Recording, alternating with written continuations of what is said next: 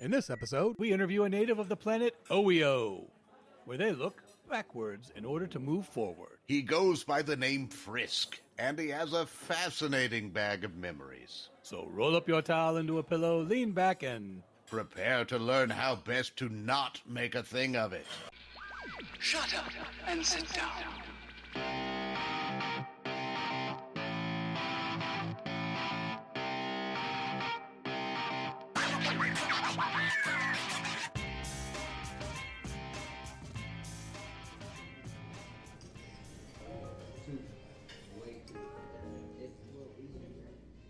We should probably begin with some kind of familiarity, at least forced familiarity. Frisk. I'm Frisk Otelio. Frisk. What is that last name? I'm sorry. Otelio. Frisk Otelio. Otelio. Mm-hmm. Normal spelling. All right. Yes, normal spelling. Telly. And I am Trellis. Yes, I'm Horatio. Oh, very pleased to meet you, Trellis and Horatio. Frisk, if I may call you Frisk. Of course. Where are you from? What's your home planet? Well, I'm from Ohweeoh, which I'm not surprised if you're not familiar. It's a little far afield. It's in the Narcissus Nebula. Oh. You basically follow Orion's belt to the red dwarf and then hook a left at the fork. Mm. But it's funny. We actually walk backwards. Well, it's forward for us, but for you, it's backwards. Is that intentional? This is a normally occurring thing in your civilization? Oh, yeah, absolutely. I mean, you got to see where you've been.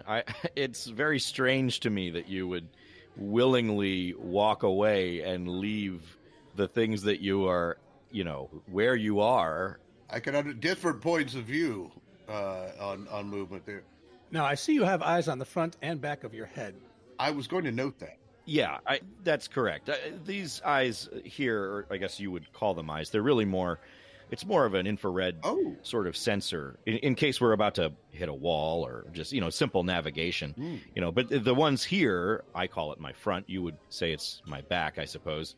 Mm-hmm. Those are fully developed ocular sensors. I can see, color and everything. May I call the front of your face the front where you are speaking from and the eyes? You can call it the front, yes. I was going to call it the front back and then the back front. Would that be too confusing? It might be. It might be confusing without a visual reference, I suppose. Again, for me, my front is my front, but you would consider it a back because I'm moving backward in your mind. We probably shouldn't even get into top and bottom then. No. Top and bottom. Ooh. There's whole clubs built around that in my city.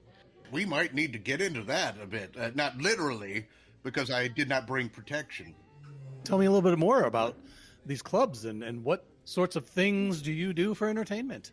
Well, most of it is maybe a little more careful than you might be accustomed to. We move in circles and we enjoy seeing what's come before us, right? Mm. So that is, it's something that we like to do. We like to move with each other. Is there a cover charge to get into that? Oh, yeah, absolutely. I mean, we got to make money. That commerce, you have to make sense. You have to support yourself. Are the clubs usually really packed? Is there a VIP line? Yes, always. Yeah, there's usually a VIP line that's packed. I'm not very hip, I guess you would say. I don't spend a lot of time in these clubs. But yeah, definitely people entertain themselves as they can. What's the most famous club? If I were to go to your planet and had one night to walk backwards and see where I've been, what would I want to go to? Well, I'd have to direct you to Oopsies. That's probably the most famous one. And really, most of the time when you find yourself at Oopsies, that's what you're saying. Is that because you bump into other individuals, or...?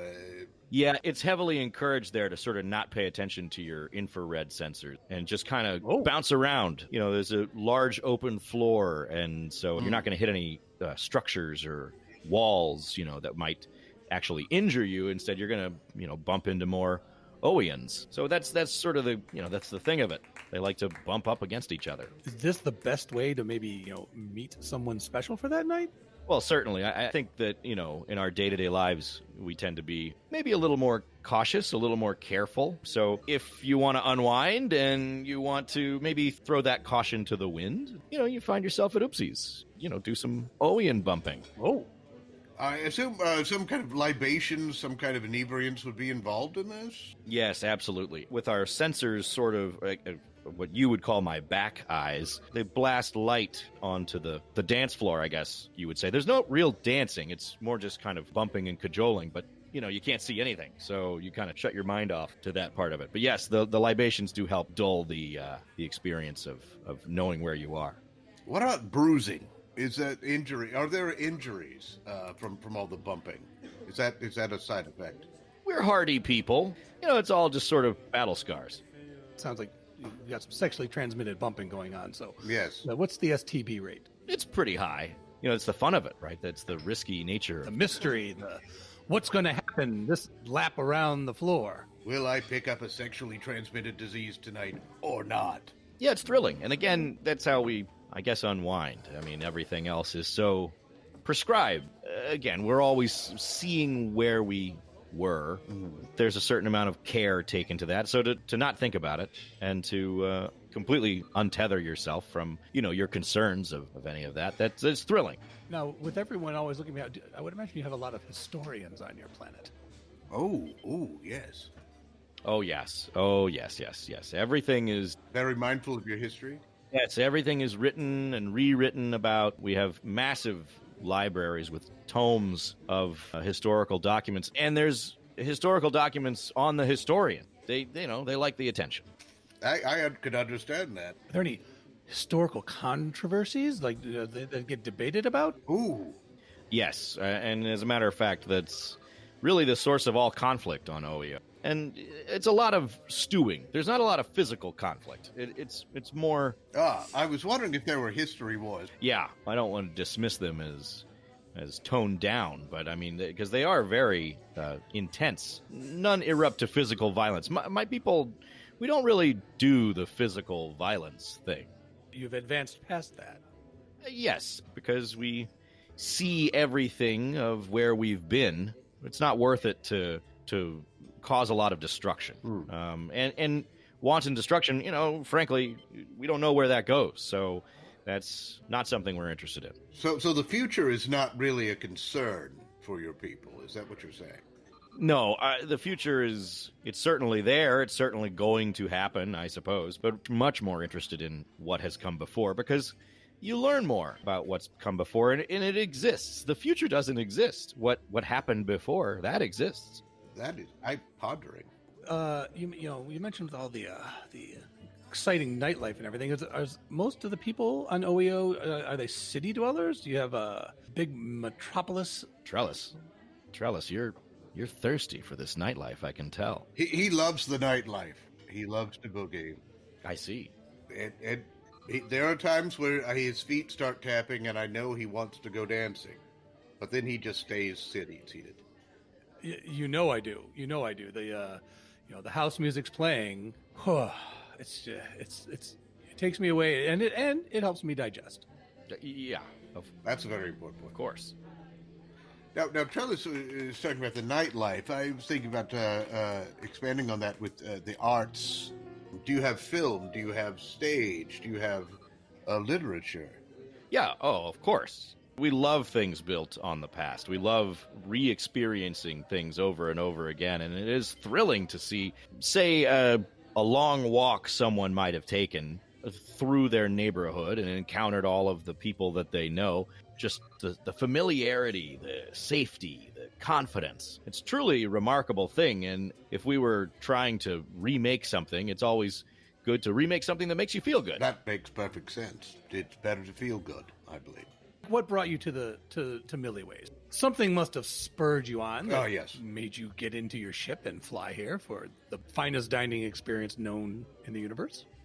There comes a time in every Ohweeon's life where they have to consider whether they're going to just continue to see everything and every place they've ever been, or if they, want to find some new things to see. Is that a rite of passage for everyone? Had to maybe broaden your horizons, some new experiences to later re-experience, perhaps. Yes, yeah. I think that capturing all of these things in a bag and taking them home is, maybe the way that I can serve my own kind.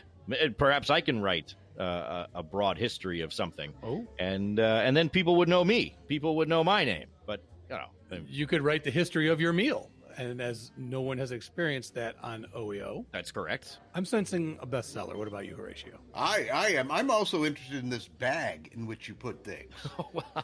So you put things in the bag and take them back. Literally, you put experiences in a bag, souvenirs, people you've met, or just a memory bag. Well, certainly I take trinkets, and I have a memory bag as well. We all have memory bags, but I also have a physical bag that I like to place things in. Certainly, yes, absolutely. It's lovely. I just wanted to say I'm admiring your bag right now. Thank you very much. It's velveteen. Oh, that is soft. That's very. That is so soft. It almost doesn't exist. Yes, thank you very much. So this is a standard kind of accoutrement for those on your world. Do you get these bags? Is this just something you randomly pick up, or is there some ceremony attached to your bag? Yeah, you're typically given a bag at 10 years of age, and then if you want to upgrade your bag as you go, I mean, that's kind of your decision to make. Very few Ohweeans are seen with their, 10-year bag, because that would be silly to walk around with this 10-year bag. Very embarrassing. I can understand. That would be embarrassing. Very embarrassing. Very embarrassing. But we take great interest in bags from all around civilizations, and as you see mine, it resembles a Canadian whiskey called Crown Royal that I've read about. And you see that it's a large purple velveteen bag. Yes, that's the most widely distributed whiskey in the known universe. I believe it's the only worthwhile export from, I can't remember the name of the planet. It's a small, obscure planet. Yes. They have water and land. Yes. Let me check the guide. That's Earth. Here it is. It's Earth. Yes, the least creatively named planet in the universe, but wonderful whiskey. But wonderful whiskey.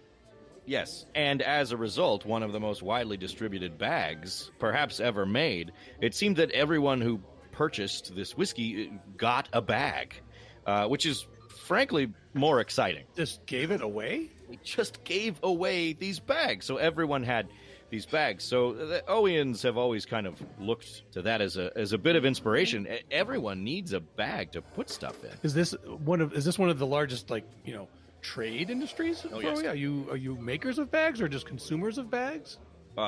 Any consumer of bags would also be a large maker of bags. So there is. That's not necessarily a true. Because let's not argue. I consume many Pangalactic Gargle Blasters, but I have never made one myself. Oh, I see. Yes. That's a very good point. Certainly. But you continue to support that industry. True. And that industry exists, because of your consumption of that thing. Oh, greatly, because he saved the industry. My alcoholism is a pillar to that company. The whole Pangalactic Gargle Blaster industry was about to go under until he... What divorce was that you were dealing with? 23. Oh, wow. The 23rd. Well, the 23rd can be the hardest to get across. Yes. Well, it was 23 wives at once. So it's one divorce, but 23 wives. It was not fun. Yes. A Gargle Blaster for each wife. See, we avoid that whole thing. We don't ever get attached. Oh, I'm interested to hear your mating rituals, your... legally attached, yeah. Or no one ever actually bonds. Purely casual. No casual. So in terms of procreation, is this a random occurrence? Is this? Do they just pop into existence? Oh, no. We still procreate, but I mean, let's not make a thing of it, right? It's sort of an Ohweean old philosophical phrase. Let's not make a thing of it. That's another beautiful one. Thank you. Let's not make a thing of it. So it's really more just utilitarian. Yeah. Just totally functional. You make it sound cold. It's not cold. It's just there. It's just a thing. The lack of attachment feels very attractive to me. Oh yeah. Partly because I have a terrible memory for names and faces, and that's often gotten in the way of long-term relationships. Yeah, it's very hard to be with somebody for a long term if you don't know their name or face. Now, you come home and you wonder, who the hell are you and what are you doing in my bed? Yes. It happens quite a bit. And especially... Who raises the offspring? That's my question. If there are no attachments... Well, I mentioned that you receive your bag at your 10th year. Yes. And you usually receive your bag, from your parents or one parent or another. And it's not that we're not attached to them. It's just that, they have their own lives to live. And, we should all respect that and give them their space. Very. I think that's a good... I know I need my space. Well, that makes me think that the maturation rate for Ohweeans is probably pretty fast. Yeah, I mean, when you're not being coddled and handheld through everything, then sure, yeah, you tend to grow up a little fast. As I said, we're a hardy people. It makes more sense for us to live life this way rather than kid gloving, I think is the terminology that I've heard. I believe, yes. Yeah, we don't have kid gloves. You mean literally? No. You have bags. You don't have kid gloves. Right, that's right. Can you use the bags as gloves if your hands are... Does anyone ever use the bags as gloves? Yeah, maybe to like move or touch a hot thing, I guess. Now, I looking at your bag. Think of a bag. What is a bag? It's not anything except for a pouch of infinite possibilities, and so it's a malleable box is the way I look at it. Oh, I like that. Yeah, that's very good. It's a hug for your items. Oh, if you have the right bag. True.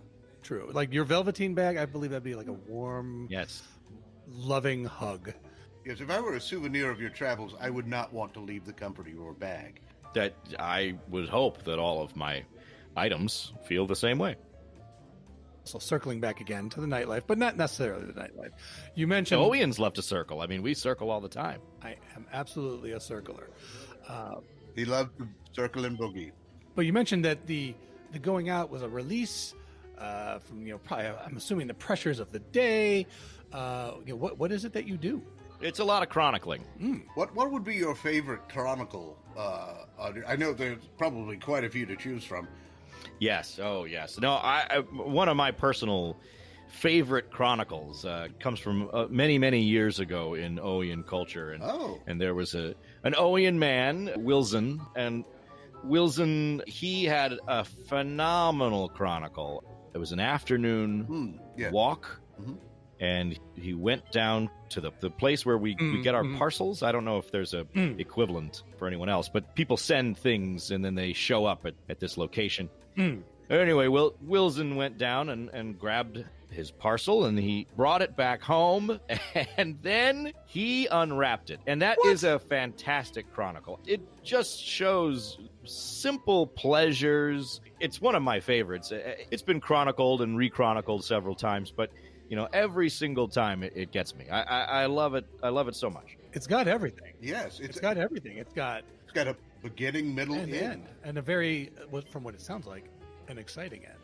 Yes, very satisfying. Yeah, very, very exciting end. I mean, he opens that parcel. Has anyone ever adapted it in such a way that they tried to give a cliffhanger, like as he's opening it, or before he's opening it, you won't know if he's going to open it? Ooh. Tease. That would be a tease. Tease, yes, tease. Yeah, you might be. I mean, that's maybe some of the more provocateurs. They might have touched on that, but no. We always want to. You always want to see him open that parcel. I could understand that. That would mess. My stomach would be all aflutter with worry. But I'm a completist in that way. Yeah. Oh, of course. You don't like just being left hanging. No. I have been known to travel into the future to resolve a cliffhanger on a favorite video series. Oh, really? If the box had just ended up on the porch and you never saw anyone pick it up, you would have just been devastated, I assume, Horatio. Yeah. Exactly, because that's an item and it doesn't have a home. Where's it going to go? What's it going to do? Is it going to live in that store, live on that porch forever? No, it's got to be taken and taken care of. What if there's a bag in there? Like there might be a bag inside. I don't know what's inside. We don't see what's in the parcel. Oh, we didn't get that far. It was just the opening of it was the... Oh, yes. So it's more about the journey than the destination in that. Yes, it doesn't matter what's in the box. It's just that the box got to where it needed to go. The box got there. So you would not encounter someone on your planet running around screaming, "What's in the box? What's in the box?" I think that if anyone did that, they would be made a fool. Good to know. I'll make a note not to say that if I ever visit your world. We definitely want to remain culturally appropriate. We don't, as researchers, we want to try to blend in to the background and not make any mistakes that would tip everybody off to the fact that we are trying to learn about them. Well, you would be respected on Ohweeoh because you are chronicling things. And Ohweeans respect that greatly. We should visit there.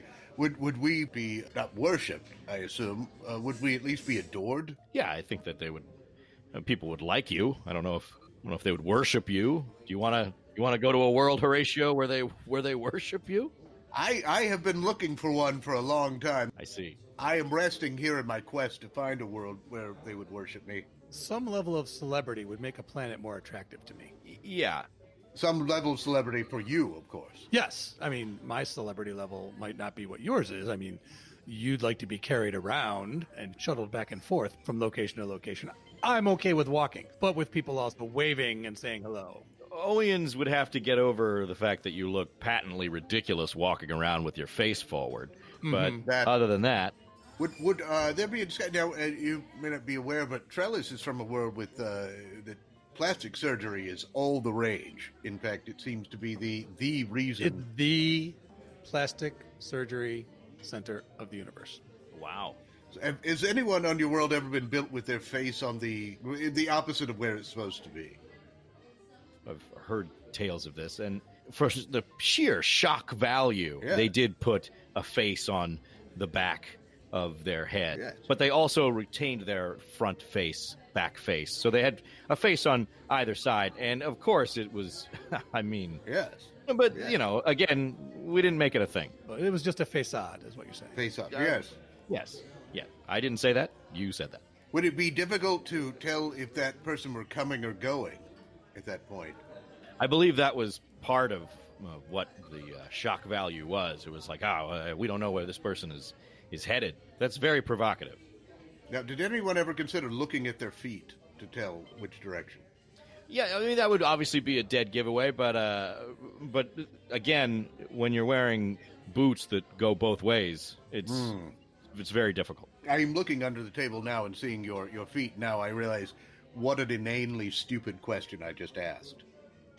Are you a normal for an Ohweeon as far as like your extroversion? The fact that I'm off-world, that is very unusual. So I'm probably among my people, more outgoing or extroverted than others. Many would not ever set foot off-world. That is certain.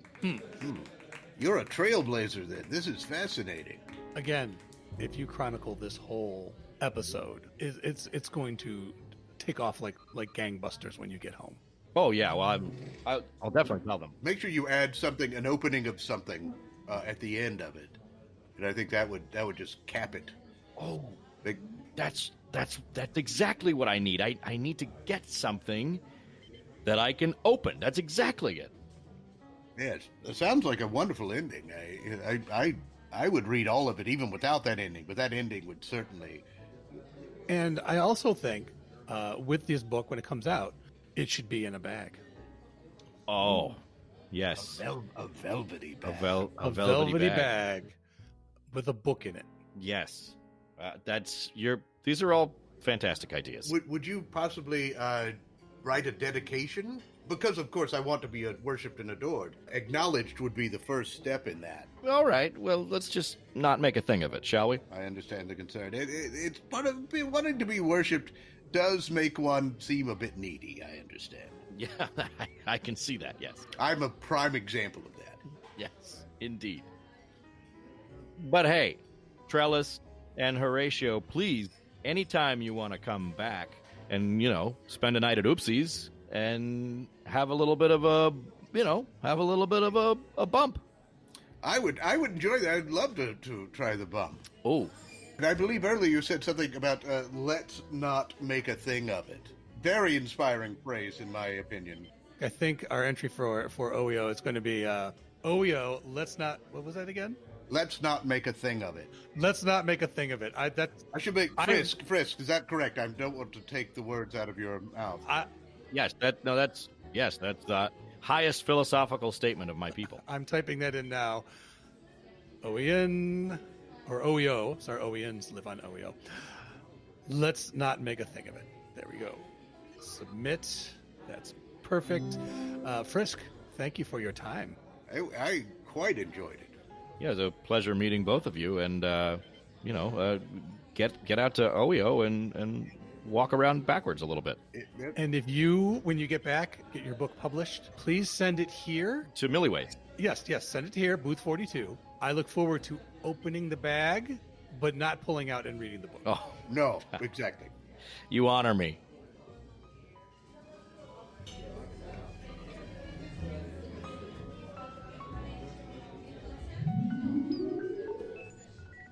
Thank you for joining us for Hitchhikers and Appetizers. And of course, special thanks to our guest, Frisk. I have been Trellis Gardeen. And I continue to be Horatio Zinn. Until next time, keep your towels clean. And if you find yourself aboard a Gorgone constructor ship, there's a chance the captain will have you thrown out an airlock into the void of space instead of reading you his poetry. So don't panic. Everything you heard in this episode was improvised, but not everything improvised was heard.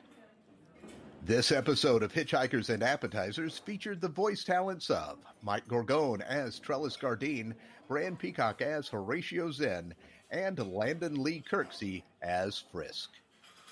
Finally, Hitchhikers and Appetizers is part of the Improv in Action Network. Check out other great improvised podcasts and projects at improvinaction.com. If you'd like to reach out to Trellis or Horatio, you can send electronic messages to them at our Galaxy address, hitchappspodcast@gmail.com. Or you can find them on Twitter with the handle hitchapps. Shut up and sit down.